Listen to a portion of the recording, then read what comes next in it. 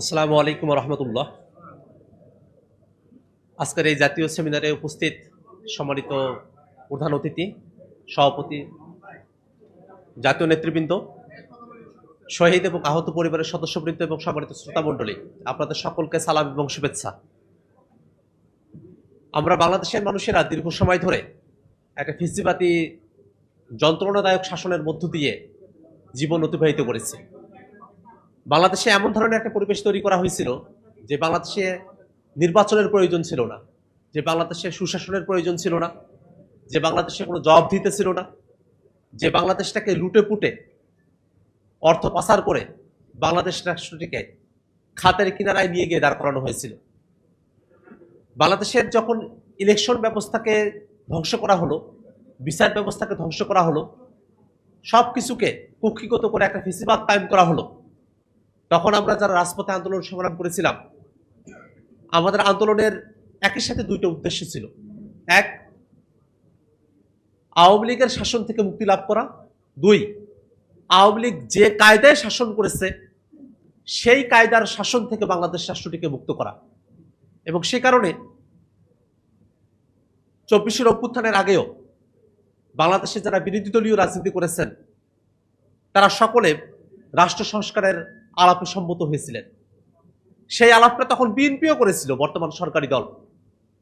তারা তখন 31 দফার প্রসঙ্গ নিয়ে আসে, নানা দফার মধ্য দিয়ে তারাও জনগণকে এটা বুঝিয়েছিল যে আওয়ামী লীগের শাসন থেকে অবসান এবং আওয়ামী কায়দা কানুনের যে শাসন, অর্থাৎ একটা ফেসিবাদী রাষ্ট্র ব্যবস্থা, সেখান থেকে উত্তরণের জন্য তারা কাজ করছেন।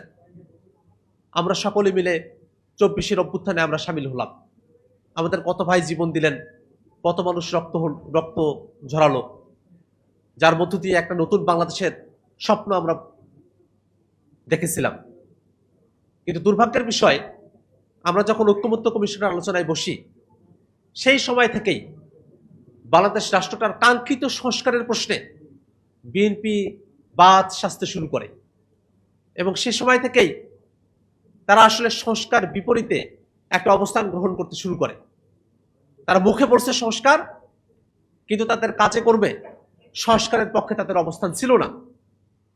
তারা গণভোটে হ্যাঁর পক্ষে অবস্থান নিয়েছে, কিন্তু সত্যিকার অর্থে তারা মন থেকে গণভোটের পক্ষে ছিল না।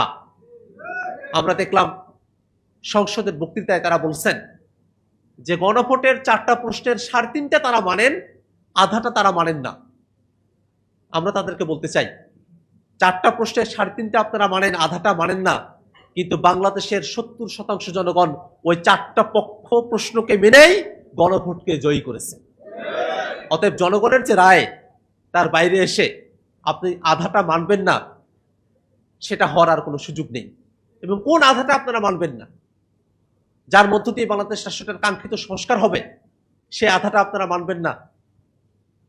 ভোটের পিয়ার অনুযায়ী উচ্চকক্ষ হবে, সেটা আপনারা মানবেন না। জুডিশিয়ারি সেখানে স্বাধীনভাবে কার্যক্রমগুলো পরিচালিত হবে, বিচারপতি যারা নিয়োগ হবে একটা ফেয়ার সিস্টেমের মধ্য দিয়ে বিচারপতি নিয়োগ হবে, সেটা আপনারা মানবেন না। তত্ত্বাবধায়ক সরকারের নতুন একটা ফর্মুলা, যেখানে সরকারি দল বিরোধী দল সকলের একটা অংশগ্রহণ থাকবে সেই নিয়োগের সময়টাতে, সেটা আপনারা মানবেন না।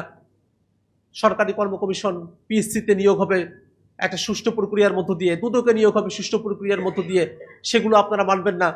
তাহলে আপনারা সংস্কারের কোন অংশটুকুকে মানবেন? অতএব আমরা সরকারের কাছে বারংবার আহ্বান জানাবো, বাংলাদেশের মানুষেরা আর রক্তপাত দেখতে চায় না। বাংলাদেশের মানুষেরা একটা গণতান্ত্রিক উপায়ের মধ্য দিয়ে রাষ্ট্রটার একটা কাঙ্ক্ষিত সংস্কারের রূপান্তর তারা দেখতে চায়।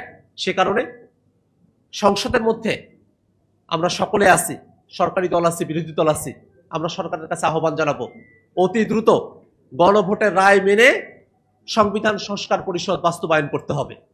পাশাপাশি এই জুলাইয়ের মাসে আমরা সরকারের কাছে একটা বিনীত কণ্ঠে আহ্বান জানাতে চাই, যদি জুলাই না হতো তাহলে আমরা সকলে মিলে এখনো পর্যন্ত ফিসিবাদের জাতাকলে আমরা পিষ্ট হতে থাকতাম। জুলাই আমাদেরকে মুক্তি দিয়েছে, সে জুলাইয়ের বিপক্ষে নানা কলা কৌশলের মধ্য দিয়ে যে অবস্থান নিতে চায়, অনেকে চিত্রনায়িকা সাজে, অনেকে মডেল সাজে, অনেকে সিনিয়র সাংবাদিক সাজে, নানা কিছু সেজে তারা জুলাইয়ের বিপক্ষে তারা অবস্থান গ্রহণ করে। টকশোতে এসে কথা বলে, এমনভাবে কথা বলে যেন বা তারা মত প্রকাশের স্বাধীনতা প্র্যাকটিস করছে, কিন্তু বাস্তবতা সেটা নয়। তারা জুলাইয়ের বিপক্ষে নানাভাবে বাংলাদেশকে পিছিয়ে তোলার তারা চেষ্টা করছে।